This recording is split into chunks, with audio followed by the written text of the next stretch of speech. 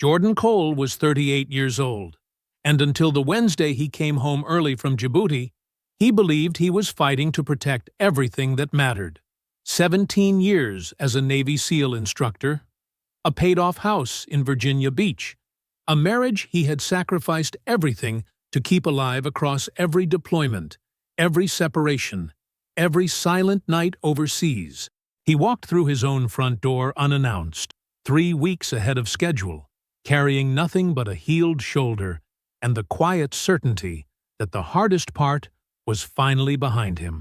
What he found instead was a warm coffee mug that wasn't his, a razor in the guest bathroom that wasn't his, and a message on his wife's phone that made 17 years feel like a carefully constructed lie. He didn't scream. He didn't confront her. He picked up his bag, walked back to his truck, and drove to a hotel.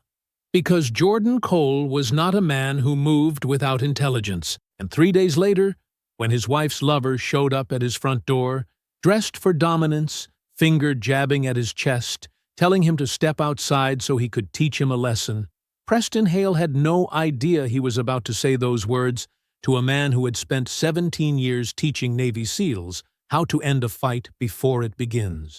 He came to that porch certain he was walking into a lesson. He was right. It just wasn't the one he planned. Before we jump into the story, comment where in the world you are watching from, and subscribe because tomorrow's story is one you need to hear. The late afternoon sun slanted through the airplane window as Jordan Cole settled into his seat. 17 years of military service had taught him to find comfort in uncomfortable spaces, but today, the familiar discomfort felt different. He was going home early, and for once, that was good news. His shoulder had healed well, better than the doctors initially predicted. The injury that cut his Djibouti rotation short wasn't career-ending, just a temporary setback. He rotated his arm slowly, feeling the restored strength. In 3 weeks, he'd be back to training SEALs, molding the next generation of warriors. But first, he had something better. Time with Adrienne. Jordan closed his eyes, letting his mind drift to the life waiting for him. Their house in Virginia Beach, modest but paid off, with the creaky third step he'd been meaning to fix. The garden Adrienne had started last spring. The quiet Sunday mornings when she'd cook breakfast, humming off-key to whatever was playing on her phone. 7 years of marriage, built around deployments and homecomings, held together by video calls and care packages, and the understanding that some sacrifices were worth making. Adrienne had adapted to military life better than he'd expected. She never complained about the separations, never made him feel guilty for serving. She just built her life around his absence, working from home, maintaining their routine. The plane touched down at Norfolk International right on schedule. Jordan collected his bag. Just one, he traveled light, and made his way through the terminal.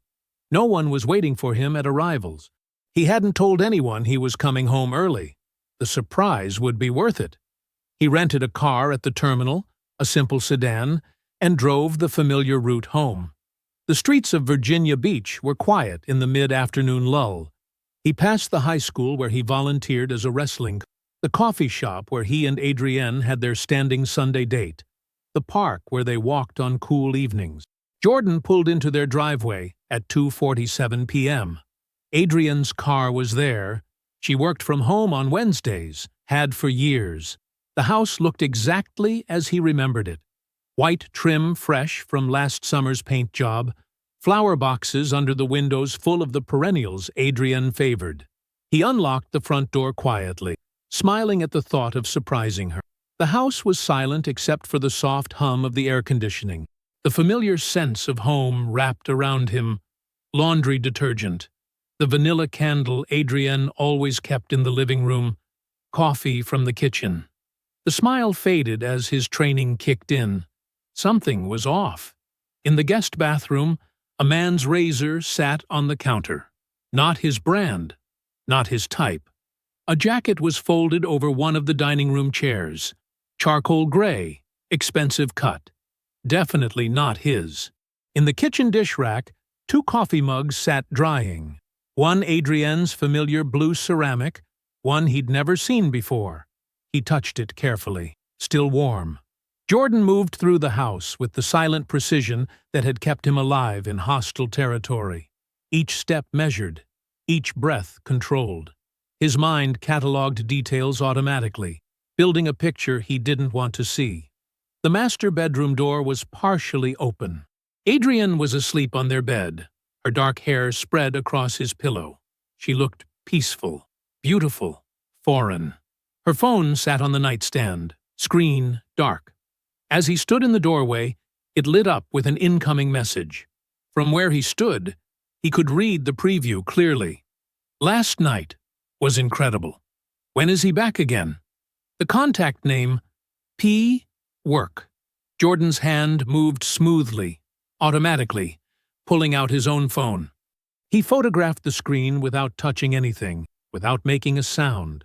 The movement was clinical, detached, like documenting evidence at a crime scene. He stood there for another moment, looking at his sleeping wife. 7 years of marriage, 17 years of service. All of it collapsed into this single, silent moment. Jordan turned and walked out exactly as he had entered. He picked up his bag by the door, he hadn't set it down, and left. The front door closed behind him with barely a click. In his rental car, he sat for a moment, hands resting on the wheel. Then he drove to the nearest hotel, checked in with mechanical efficiency, and took the elevator to the 4th floor. The hotel room was generic, anonymous. Jordan sat on the edge of the bed, his phone on the small table beside him. He opened the photo he'd taken. The message glowed on his screen, the words unchanged, undeniable. He stared at it for a long time, his face utterly still. Then, he opened his laptop. Daylight crept through the hotel curtains as Jordan sat at the small desk, his laptop open before him. He hadn't slept. Military training had taught him to function without rest when necessary, and right now, clarity mattered more than comfort. He logged into their joint bank account with steady fingers, the same way he'd done countless times from bases around the world. The statement history loaded. Jordan started with the most recent month, then worked backward methodically. At first glance, everything looked normal. Regular bills, grocery purchases, the usual pattern of a shared life. But as he dug deeper, a different pattern emerged. The transfers were careful, spaced out to avoid attention. 2,000 here, 1,500 there, moving from their joint savings into an account number he didn't recognize. Jordan opened a spreadsheet and began documenting each transaction. Dates and amounts lined up in neat rows. The total made his jaw tighten. $34,000 over 18 months. He cross-referenced the dates with his deployment calendar. The correlation was perfect. The largest transfers happened during his longest absences, when he was overseas, and couldn't check the accounts regularly. This wasn't impulsive. This wasn't emotional. This was calculated. Jordan sat back in the uncomfortable hotel chair, his mind working with the same focused precision he applied to mission planning. He picked up his phone and called the one person he knew would understand exactly what he needed. Claudette answered on the second ring. "Little brother, it's early. I need 10 minutes of your time," Jordan said. His voice was steady, controlled. "You have it." He laid out the situation with military efficiency. His early return, the discovery, the financial trail. No emotion, just facts. Claudette, a retired probation officer who'd spent 30 years reading between people's lines, listened without interruption. 34,000, she repeated when he finished. Over 18 months. Yes. While you were deployed. Yes. A pause. Then, "Tell me what you need." "Stand by," Jordan said. "I'm not done gathering intel. I'm here when you're ready." Claudette's voice held the same calm certainty it had when they were kids, and she'd helped him navigate their difficult childhood. "Be careful, Jordan." "Always am." He waited until 9:30 a.m., when he knew Adrienne would be at her office. The house felt different in the morning light. Less like home, more like a crime scene. Jordan moved through it with purpose, starting with the master bedroom closet. The shoebox was on the top shelf, behind a row of winter boots. Inside, hotel receipts from places he'd never been: Charleston, Savannah, Virginia Beach resorts just miles from their home. Dates that matched his absence. He photographed each one with his phone, then replaced them exactly as he'd found them. The book of poetry was on her bedside shelf, a volume he'd given her 3 years ago that she'd never seemed to read. Inside were the cards, tucked between pages like pressed flowers. Birthday wishes, weekend memories, inside jokes he wasn't part of. All signed with a simple P, each one carefully documented through his phone's camera. Jordan sat at their desktop computer next and logged into their shared iCloud account. Adrian had always been organized with technology, maintaining neat folders of photos from every event and trip. He found what he was looking for in a folder labeled Work Conference, Charleston. The photo showed Adrienne at a beachfront restaurant, sun setting behind her, smiling at someone across the table. The man was partially visible in the reflection of the window behind her, tall, broad-shouldered, wearing an expensive watch that caught the light. The date stamp matched a week when Jordan had been in Bahrain. Adrienne had told him she was visiting her college roommate in Atlanta. He downloaded the photo, along with several others from the same trip. Each one felt like another piece of evidence, building a case he never wanted to make. Before leaving, Jordan straightened everything exactly as he'd found it. He'd been trained to leave no trace, and that training served him now. Standing in the doorway, he sent a text. Just landed. Heading to debrief. Home tonight. Adrienne's response came almost immediately. A red heart emoji, casual and intimate, as if nothing was wrong. In his truck outside the house, Jordan scrolled through the photos he'd collected. Hotel receipts, birthday cards, beach dinners, money transfers, each one a carefully documented betrayal. His face remained perfectly still, the same expression he wore in combat situations, focused, controlled, unreadable. He started the engine. The hotel wasn't home, but right now, it was where he needed to be.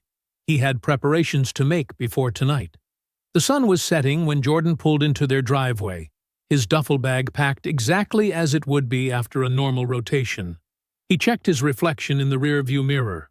Composed, neutral, the face of a man coming home from a long deployment. Nothing more. Adrienne must have been watching for his arrival. The front door flew open before he reached the porch. She ran to him, tears already forming, and threw her arms around his neck. Her performance was flawless. The slight tremor in her voice, the way she pressed her face into his chest, even the familiar scent of her shampoo. "I missed you so much," she whispered, holding him tighter. Jordan returned the embrace with careful precision, matching her emotional tempo.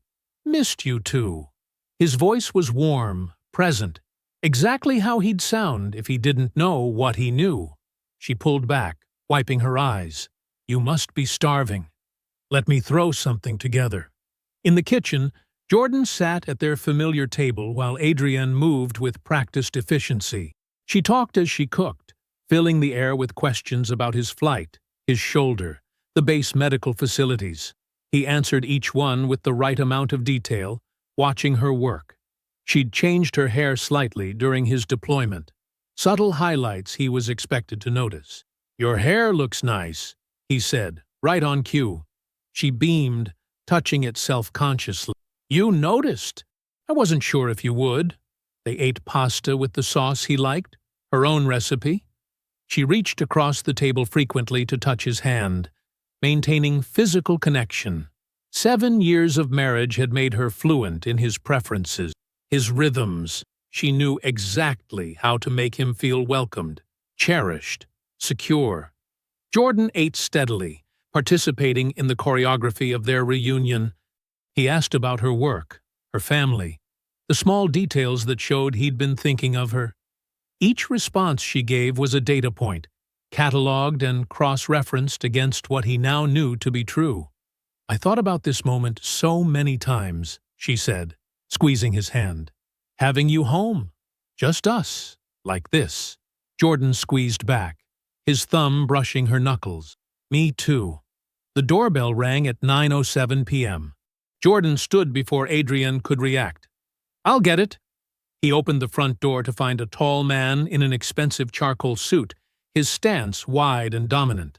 Preston Hale was exactly what his photos had suggested. Gym-built, designer-dressed, radiating the particular arrogance of someone who'd never had their authority genuinely challenged. Recognition and surprise flickered across Preston's face before settling into manufactured confidence. He recovered quickly, shifting his weight forward. You must be Jordan, Preston said, his tone dismissive. We need to have a conversation about your wife. Jordan remained still in the doorway, studying Preston with the same quiet focus he used to evaluate tactical situations. He said nothing. I've been seeing Adrian for 2 years, Preston continued, clearly expecting a reaction. When Jordan didn't provide one, he stepped closer. Maybe we should step outside, soldier boy. Let me teach you something about how the real world works. Preston's hand came up, pressing against Jordan's chest. It was meant to be intimidating, a physical punctuation mark to establish dominance. It was also his last mistake. Jordan moved with fluid precision. His right hand captured Preston's wrist, redirecting it through a controlled arc that forced Preston's shoulder to rotate unnaturally. His left hand found the precise pressure point where the trapezius muscle met the collarbone. A subtle shift of body weight, a calculated adjustment of angle, and Preston was suddenly airborne. The impact with the porch was controlled but absolute. Preston landed face down, his arm immobilized behind him at an angle that made any movement impossible without risking serious injury. The entire sequence took 7 seconds. Jordan crouched beside him, his voice calm and conversational. I train Navy SEALs for a living. You have 3 seconds. He released his hold. Preston scrambled to his feet and half ran to his car. Any pretense of authority completely evaporated. The expensive car's engine roared to life, and he was gone. Jordan turned around slowly. Adrian stood in the hallway, one hand pressed against her mouth, face drained of color. She looked small suddenly, stripped of her careful performance. He looked at her for a long moment. His expression wasn't angry. It was something far worse. It was the look of someone seeing absolute truth for the first time. Every illusion stripped away. We need to talk, he said simply, walking past her to sit at the kitchen table. After a moment, he heard her footsteps following behind him. The kitchen felt smaller now, compressed by the weight of what hung between them. Jordan sat perfectly still, his hands flat on the table, while Adrian perched on the edge of her chair as if ready to flee. The house had gone quiet enough to hear the hum of the refrigerator, the soft tick of the wall clock marking each second. How long? Jordan asked, his voice measured and calm. Adrian's hands twisted in her lap. 2 years, she whispered, not meeting his eyes. Tell me how it started. She took a shaky breath. I met Preston at work. He was consulting on a project. Her voice cracked slightly. I didn't plan for anything to happen.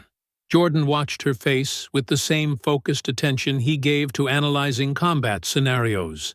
Every micro-expression, every shift in tone became data points in a larger intelligence picture. When did it become physical? Adrienne flinched at the directness of the question. 6 months after we met. You were deployed to Bahrain. Tears began sliding down her cheeks. I was so lonely, Jordan. The deployments kept getting longer. The silence between our calls felt endless. Jordan nodded slightly, encouraging her to continue while revealing nothing of his own thoughts. I told myself it was just dinner. Just conversation. She wiped her eyes with trembling fingers. But then, one night he kissed me, and I didn't stop it. Everything was so hard, and he was there, and you were gone again. The Charleston trip, Jordan said quietly. When you said you were visiting Rebecca. Fresh tears spilled over. Yes. What else should I know? Adrian looked up, seemingly surprised by the calmness of his questioning. I don't know what you mean. Have you discussed divorce with him? She hesitated a fraction too long. We've talked about possibilities. Nothing concrete. Jordan noted the careful phrasing, the deliberate vagueness. He'd seen enough battlefield deception to recognize partial truths deployed as tactical cover. I need you to understand something, he said, his voice still steady. I'm not asking these questions for dramatic effect. I'm gathering information. I need a complete picture. Jordan, please. Adrian reached across the table. He didn't move his hands to meet hers. I know I've hurt you terribly, but we can work through this. We can get counseling, rebuild trust. 17 years together has to mean something. He studied her face, the earnest expression, the hopeful tilt of her chin. She truly believed she was steering this conversation toward reconciliation. I need a few days, he said finally, standing up, to process everything. Relief flooded her features. This was the response she'd hoped for, space that could lead to forgiveness. Of course, whatever you need. I'll stay in the guest room for now. He walked upstairs without looking back, carrying only what he needed for the night. The guest room felt appropriate, neutral territory in what had become contested space. Jordan woke before dawn, long habit keeping his internal clock precise. He heard Adrian's quiet breathing from the master bedroom as he passed, heading downstairs with his phone. The sun was just beginning to lighten the eastern sky when he called Claudette. It's done, he said, when she answered. The confrontation happened last night. Preston showed up unexpectedly. That's been handled. Then Adrian and I talked. How much did you tell her?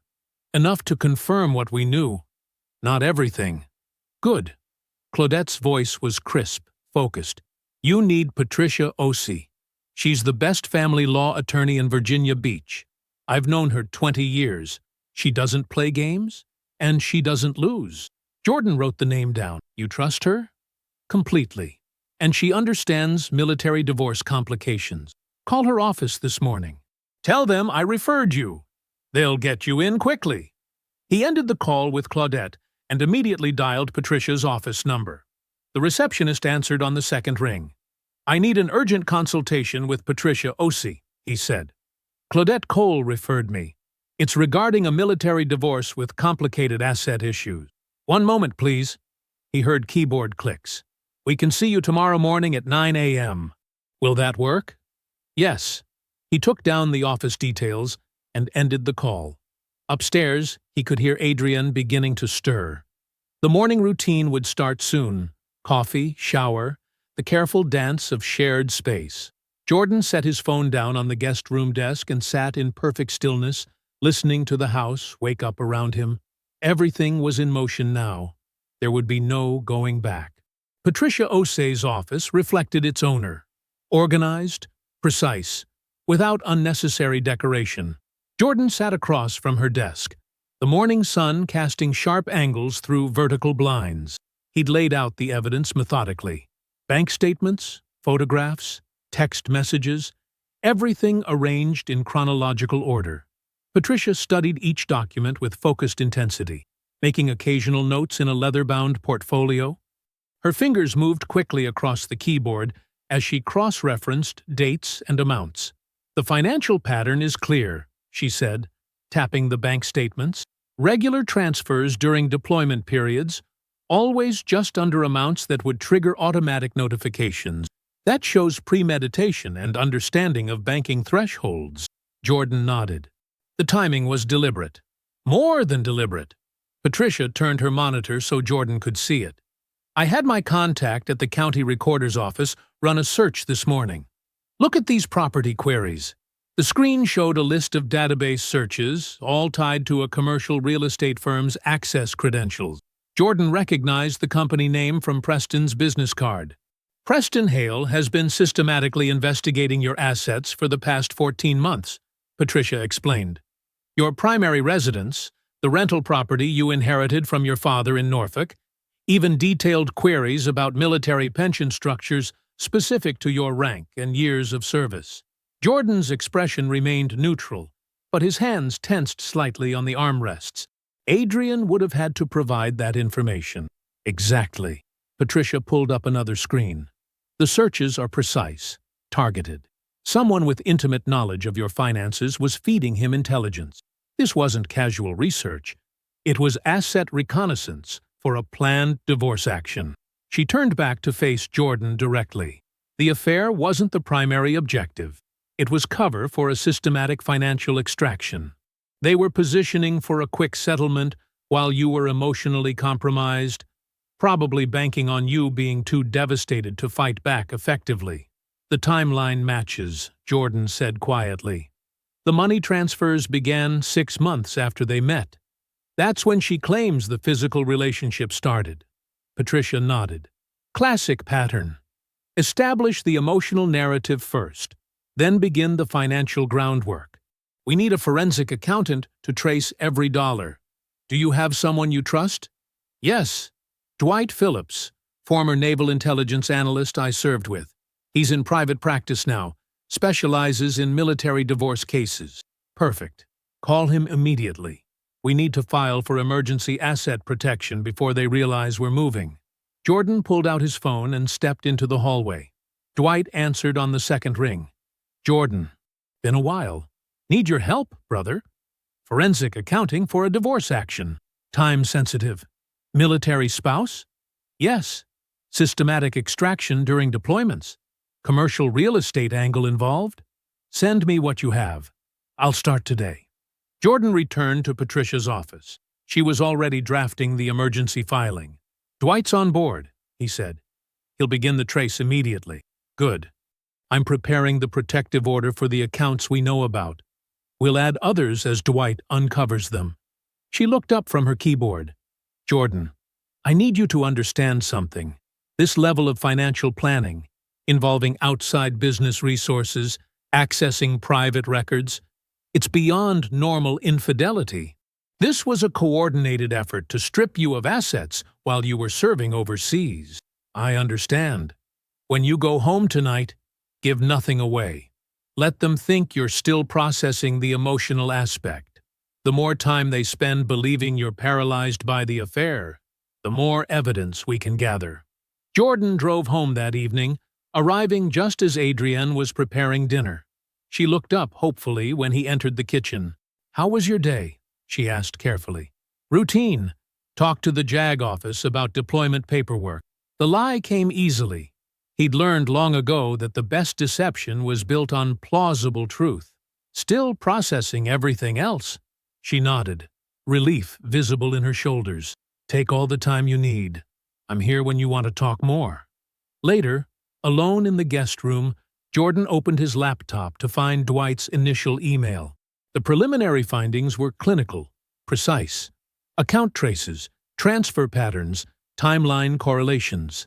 The scope of the betrayal emerged in clean spreadsheet columns and transaction timestamps. Jordan stared at the numbers until they blurred together.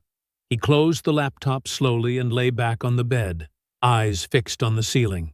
The white paint above him held no answers, but it received his silent cataloging of every calculated deception, every carefully planned theft. Every moment he'd been protecting a life that was being dismantled from within. The house settled around him in the dark, creaking softly with familiar sounds that now carried new meaning.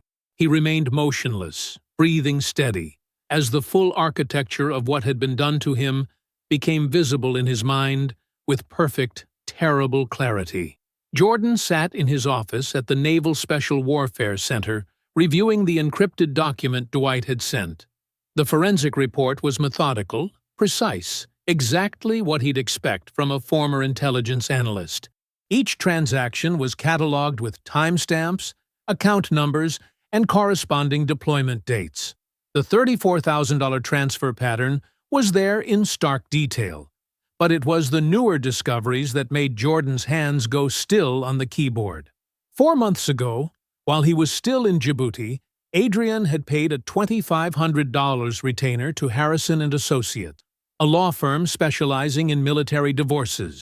The consultation predated his injury, predated his early return. She'd been planning her exit before he even knew there was a door. But it was the insurance section of Dwight's report that turned the room cold. 18 months ago, Adrian had increased his life insurance policy from $500,000 to $1.5 million. The paperwork showed Preston Hale's electronic signature as a witnessing board member of the subsidiary insurance company. They had calculated his worth in death benefits, mapped his military survival payments, quantified his value as a corpse versus a living man. Jordan closed the laptop slowly. He picked up his phone and texted Alonzo, "Coffee? Need to talk." 30 minutes later, they sat at a corner table in the Base Exchange Cafe. Alonzo looked exactly as he always did, broad-shouldered in his coaching jacket, direct gaze, no pretense. He'd been family since before Jordan's brother passed, and that hadn't changed. "Talk to me," Alonzo said, pushing a coffee across the table. Jordan laid out the situation in precise, controlled sentences. The affair, the money, the pre-planned divorce. He watched his brother-in-law's face darken with each revelation. "I need to know something," Jordan said. "You've been around more than I have these past 2 years. Did you notice changes? Patterns?" Alonzo was quiet for a moment, turning his cup slowly. "Yeah, about a year ago, maybe more. She started declining family dinners when you were deployed. Stopped coming to the kids' games. When we'd invite her over, there was always a work thing, a headache, some reason. I thought maybe the deployments were just getting harder for her, but it wasn't that." "No." Alonzo's jaw tightened. "She was separating herself, creating distance from your family so the break would be cleaner." "Jordan, I should have said something. You couldn't have known." "Still." Alonzo leaned forward. "Whatever you need from me, testimony, character witness, anything, I'm there. The whole family will be. She doesn't get to rewrite who you are." Jordan nodded once, gratitude in the gesture. He finished his coffee and stood. One more stop to make. 20 minutes later, he sat across from Captain Richards, his commanding officer, laying out the situation with the same precise control. The captain listened without interruption, then pulled out the appropriate disclosure forms. "Smart to get ahead of this," Richards said, sliding the papers across his desk. "Document everything. Keep your career insulated from whatever happens next."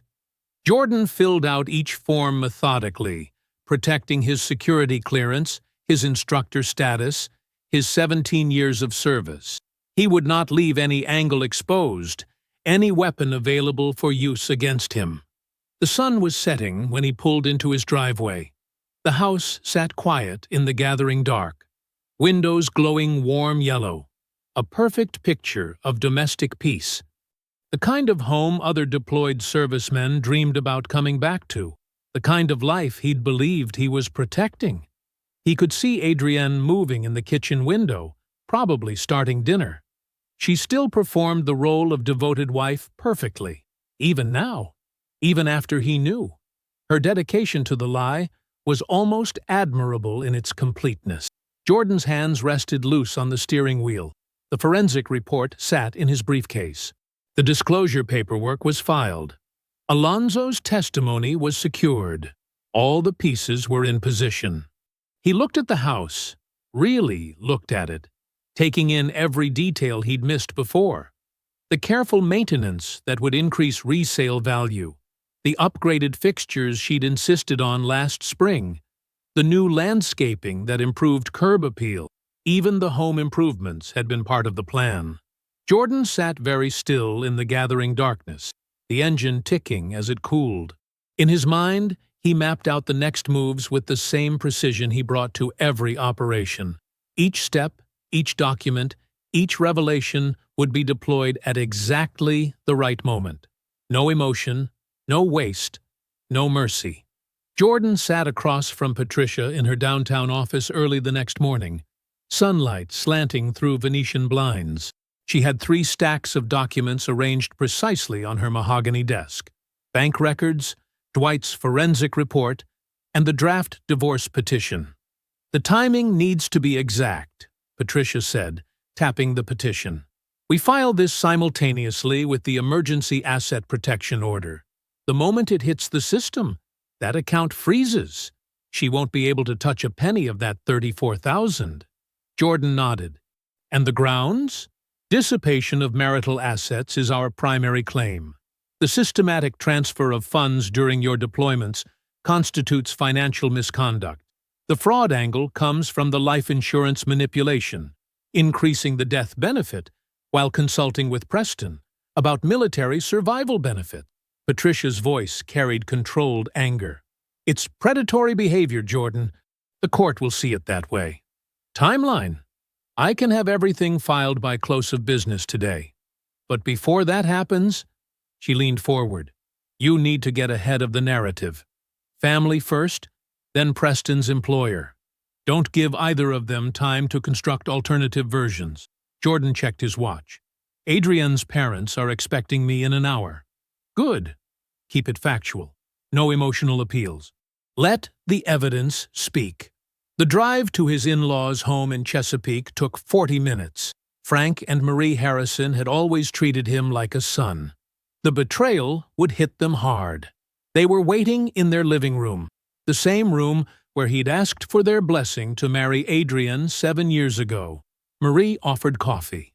Frank sat in his usual armchair, retired military himself, reading Jordan's bearing instantly. Something's wrong, Frank said quietly. Jordan placed Dwight's report on the coffee table. I need to show you something before Adrian calls you. For the next 30 minutes, he walked them through it. Clinically, precisely. The affair. The money transfers. The divorce preparations. The life insurance manipulation. He showed them bank statements, timestamps, photographs. He kept his voice steady and professional. Marie started crying halfway through. Frank's face went granite still. 2 years, Frank said finally. His voice was hollow. While you were deployed. I'm not here to ask you to choose sides, Jordan said. You're her parents. But you deserve to hear the truth from me first. Marie wiped her eyes. She'll try to explain it away. Say she was lonely, that the deployments were too hard. We know what deployment marriage looks like, Frank cut in. This wasn't that. This was calculated. He looked at Jordan. What do you need from us? Just the truth. If she tries to revise history. They both nodded. Marie hugged him before he left. Frank's handshake was iron firm. Jordan's next stop was downtown, the corporate headquarters of Preston's real estate firm. The ethics and compliance officer, Sarah Chen, met him in a glass-walled conference room. Mr. Cole, she said, how can I help you? Jordan placed a sealed envelope on the table. Documentation showing that Preston Hale used your company's proprietary data systems to access private financial information about me, a private citizen, for personal benefit. Property records, asset searches, pension projections, all traced to his login credentials over a 14-month period. Sarah's expression didn't change, but her posture straightened. That would constitute a serious violation of company policy and possibly state privacy laws. I'm not here to make accusations. I'm providing information your compliance department should have. He stood. What you do with it is your decision. By late afternoon, Jordan was back in Patricia's office. She handed him a copy of the filed petition and the Emergency Asset Protection Order. It's done, she said. The account is frozen. She'll find out when she tries to access it.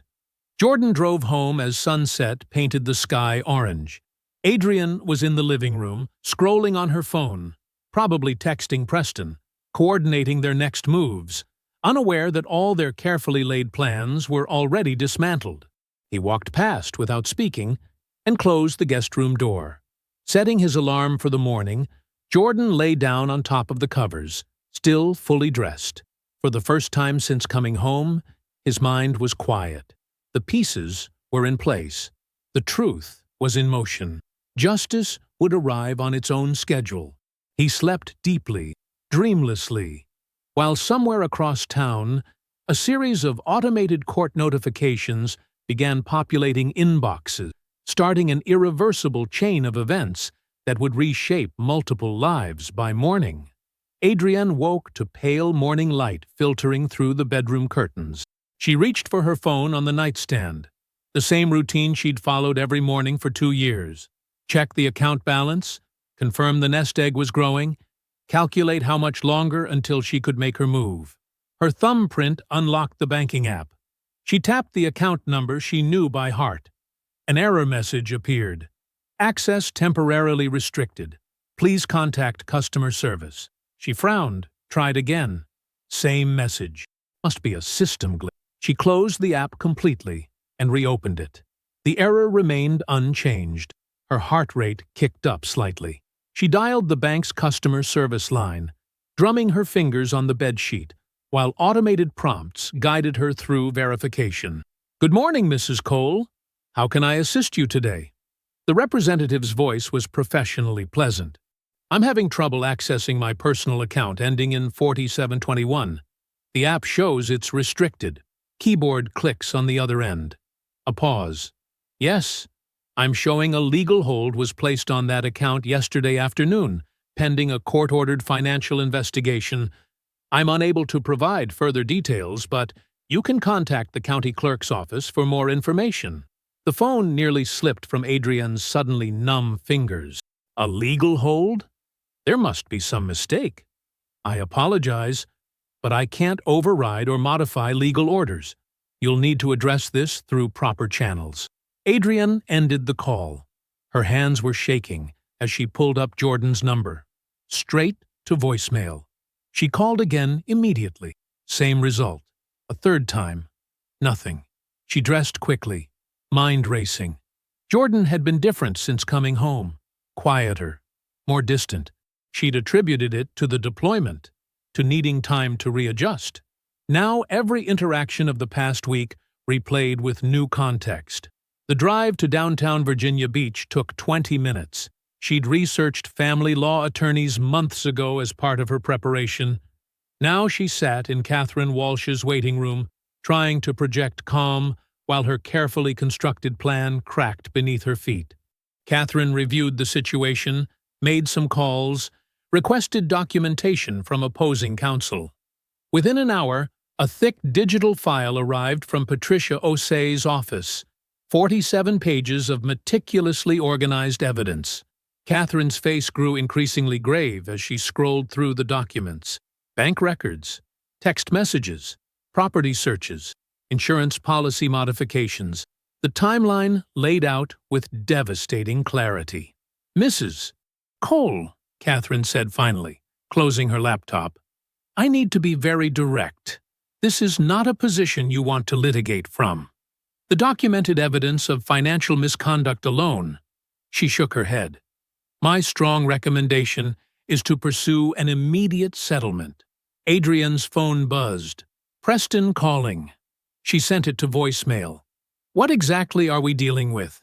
Her voice sounded distant to her own ears. "Systematic transfer of marital assets during your husband's deployments. Unauthorized access to his private financial information through Mr. Hale's company resources. Life insurance policy manipulation that suggests—" Catherine paused diplomatically. "Concerning intentions, the court will not view this favorably." Preston called again and again. She continued ignoring it. "What are my options? Realistically? Accept a settlement that lets you walk away with your personal assets and vehicle. The house is legally protected as his premarital property. The transferred funds will need to be returned. Fighting this will only increase your exposure and legal fees." Adrienne's phone lit up with text messages from Preston. "We need to move faster. Push the divorce through now. Call me back immediately." She turned the phone face down on Catherine's desk. Preston was panicking, pushing for acceleration without understanding they'd already lost control of the timeline. He didn't know about the forensic accounting. He didn't know Jordan had documented everything. He was operating from an outdated playbook, while Jordan was already 3 moves ahead. "I need time to think," Adrienne said. Catherine's expression was sympathetic but firm. "Don't take too long. This situation will not improve with delay." Back in her car in the parking lot, Adrienne sat with both hands gripping the steering wheel. The morning sun felt too bright, too exposing. 2 years of careful planning. The secret account, the gradual transfers, the exit strategy with Preston. All of it unraveling faster than she could process. Jordan hadn't been processing their conversations this past week. He'd been gathering intelligence. He hadn't been adjusting to being home. He'd been building a case. Every interaction had served his purpose while she thought she was managing his reaction. She'd believed his quietness meant passivity. She'd mistaken his patience for weakness. She'd never actually known him at all. Her phone kept buzzing with Preston's increasingly frantic messages. She turned it off completely. The silence felt like an admission. Preston Hale sat in the waiting area outside Human Resources, straightening his tie for the 3rd time in 10 minutes. The leather chair, usually comfortable, felt like concrete beneath him. Through the glass walls he could see Sarah Martinez, the head of ethics and compliance, speaking with 2 other executives. Their expressions were grave. The door opened. "Mr. Hale?" "Please come in." Preston stood, adjusting his suit jacket. Armani, like always. The fabric that usually gave him confidence now felt like armor that was already failing. Sarah sat behind her desk, flanked by Richard Chen from Legal and David Morris, the COO. The arrangement wasn't random. This was a tribunal. "Please have a seat, Preston." Sarah's voice was professional, devoid of their usual friendly rapport. "We've received documentation indicating you accessed proprietary data systems to obtain private financial information on a private citizen for personal use, specifically, running unauthorized searches on properties and assets belonging to Jordan Cole." Preston's mouth went dry. "I can explain." "The evidence is quite thorough," Richard interrupted, opening a folder.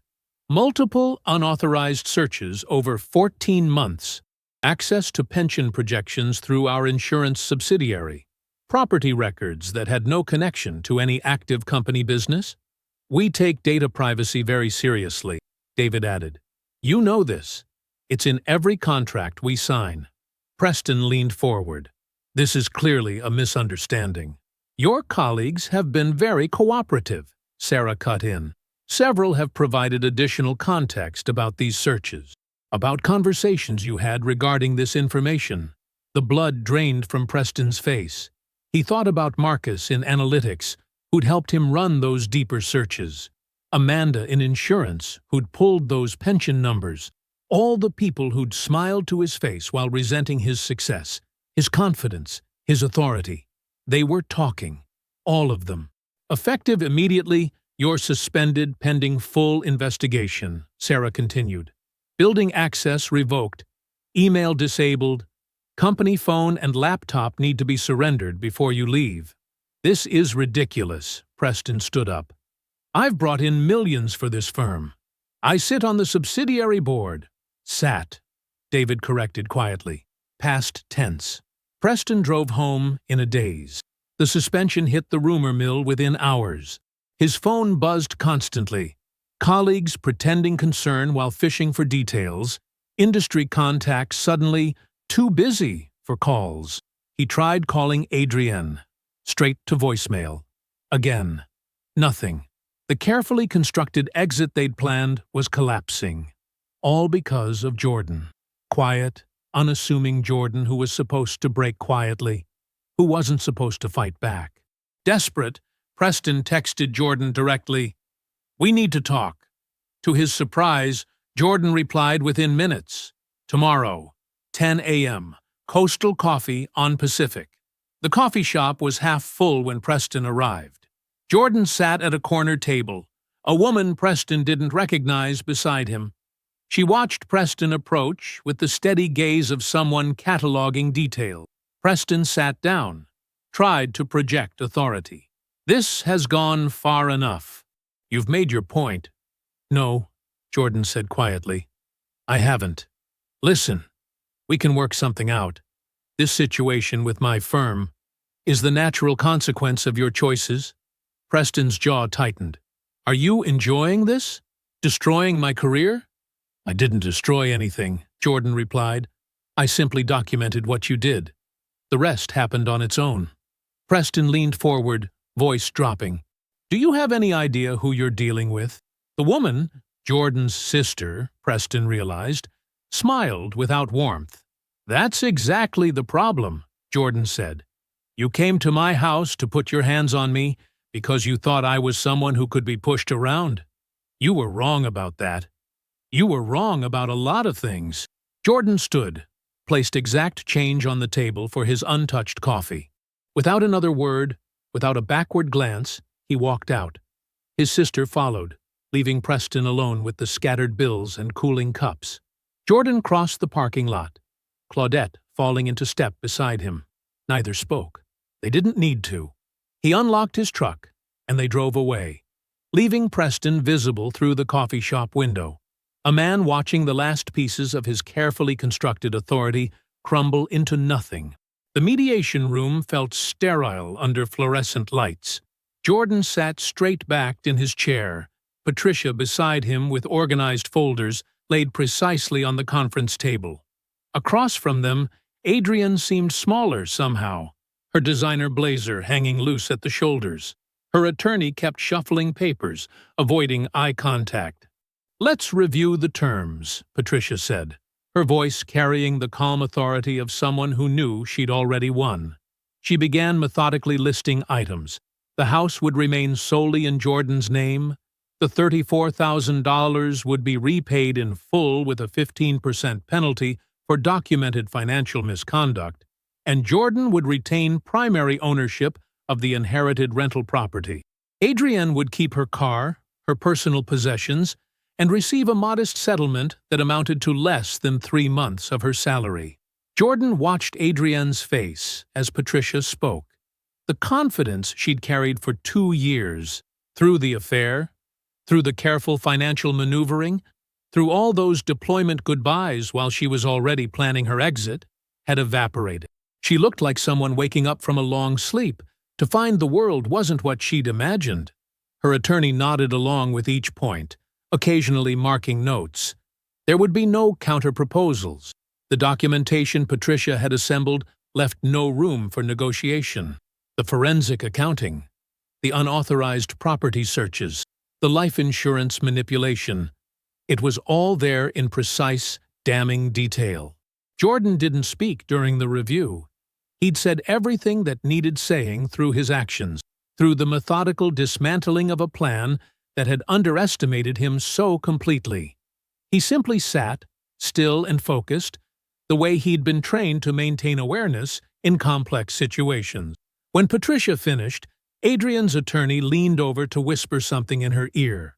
She shook her head once, then looked directly at Jordan for the first time since they'd sat down. I didn't think you'd fight for any of this, she said quietly. Jordan gathered his portfolio and stood. That was your first mistake, he said. Thinking I wouldn't. Without another word, he walked out of the room, Patricia following with her precisely organized evidence of everything Adrienne had tried to take. 6 months later, Jordan sat in his commanding officer's office, requesting a transfer to the Naval Special Warfare Center in Coronado. It came with a promotion, lead instructor for the Advanced SEAL Training Program. His CO signed off immediately. Jordan had earned it through 17 years of service and the quiet dignity with which he'd handled the divorce. The move to San Diego felt like exhaling after holding his breath for too long. He found a small apartment overlooking the water in Imperial Beach, sparsely furnished, but filled with light.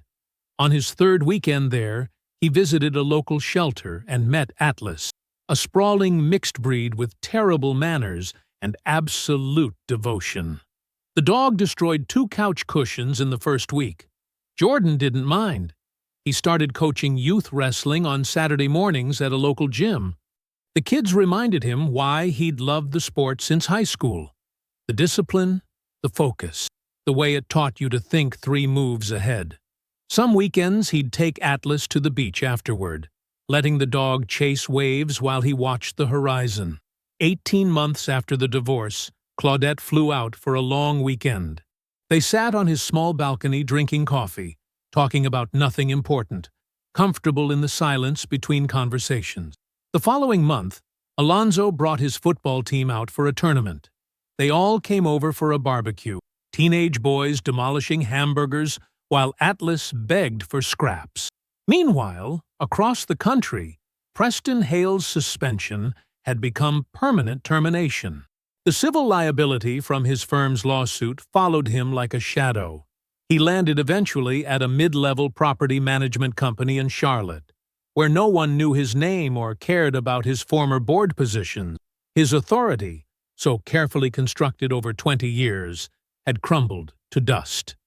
Adrienne moved into a small apartment in Virginia Beach. The life she'd planned, the clean break, the comfortable transition, the validation of her choices, never materialized. She wasn't destitute. She wasn't destroyed. But she was alone, with the weight of what she'd done, which turned out to be its own kind of consequence. One evening, Jordan walked Atlas along the shoreline at dusk. The dog ran ahead, chasing seabirds and barking at the waves.